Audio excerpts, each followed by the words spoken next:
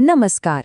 आज हम भारत की बहुत बड़ी एजुकेशन सिस्टम में एक क्रांतिकारी बदलाव लाने की क्षमता रखने वाले एक आइडिया पर बात करने वाले हैं।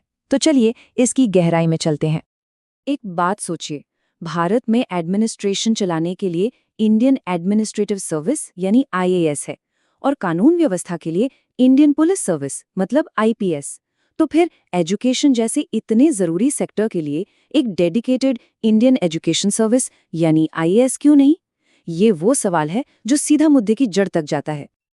अब इस सवाल का जवाब जानने के लिए हमें पहले ये समझना होगा कि अभी का सिस्टम काम कैसे करता है।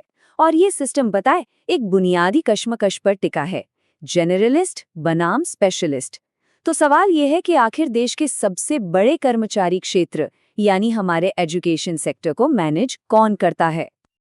देखिए, अभी होता ये है कि एजुकेशन डिपार्टमेंट में जो टॉप पोजीशंस हैं, जैसे सेक्रेटरी या डायरेक्टर, उन पर अक्सर आईएएस ऑफिसर्स को बिठाया जाता है। अब ये ऑफिसर एडमिनिस्ट्रेशन में तो बहुत काबिल होते हैं, पर वो जनरलिस्ट होते हैं, मतलब वो किसी एक सब्जेक्ट के स्पेशलिस्ट नहीं होते हैं। तो दिक्कत कहाँ आती है? वो यहाँ साफ हो जाती है। एक तरफ हैं आईएएस अधिकारी जिनके पास जबरदस्त एडमिनिस्ट्रेटिव स्किल्स है, लेकिन उनके लगातार ट्रांसफर होते रहते हैं।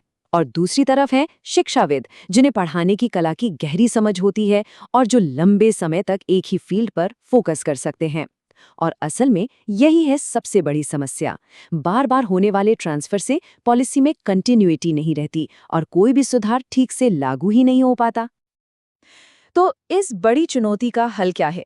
यहीं पर सामने आता है इंडियन एजुकेशन सर्विस का प्रस्ताव।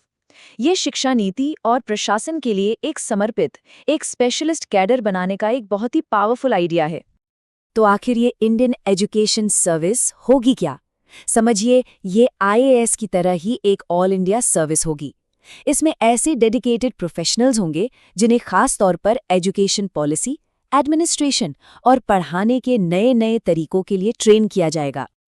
इस सर्विस की जरूरत कितनी बड़ी है, इसका अंदाजा आप बस इस एक बात से लगाइए। हमारे एजुकेशन सेक्टर में लाखों शिक्षक, प्रोफेसर और स्टाफ हैं। इतने बड़े और स्पेशलाइज्ड वर्कफोर्स को संभालने के लिए जाहिर है स्पेशल मैनेजमेंट की ही जरूरत है, जो उनकी चुनौतियों को जमीनी स्तर पर समझ सके। चलिए अब उन जबरदस्त फायदों पर नजर डालते हैं जो एक आईएएस ला सकती है।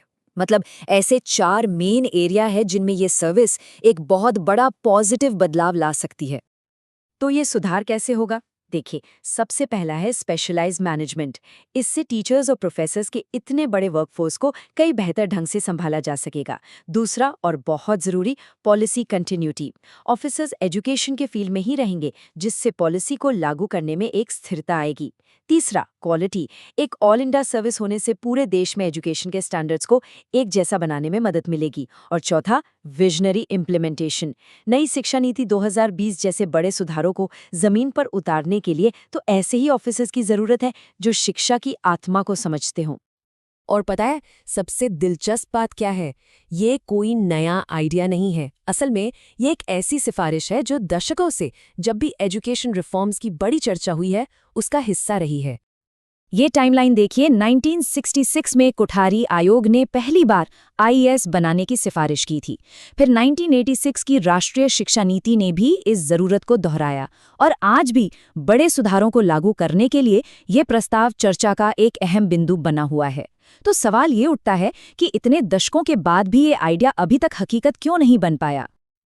और ये आइडिया भारत के बड़े सपनों से सीधे सीधे जुड़ता है। अगर हम भारत को विश्व गुरु बनाने का सपना देखते हैं, तो हमें प्रशासन, पुलिस और राजस्व की तरह ही शिक्षा को भी प्राथमिकता देनी होगी। तो अंत में हम इसी मूल सवाल पर वापस आते हैं। क्या भारत के एजुकेशन रिफॉर्म के लिए वाकई एक अलग, एक स्पेशलिस्ट कैडर बनाना जरूरी है? ये एक ऐसा सवाल है जिस पर गहराई से सोचना हम सबके लिए बहुत जरूरी है।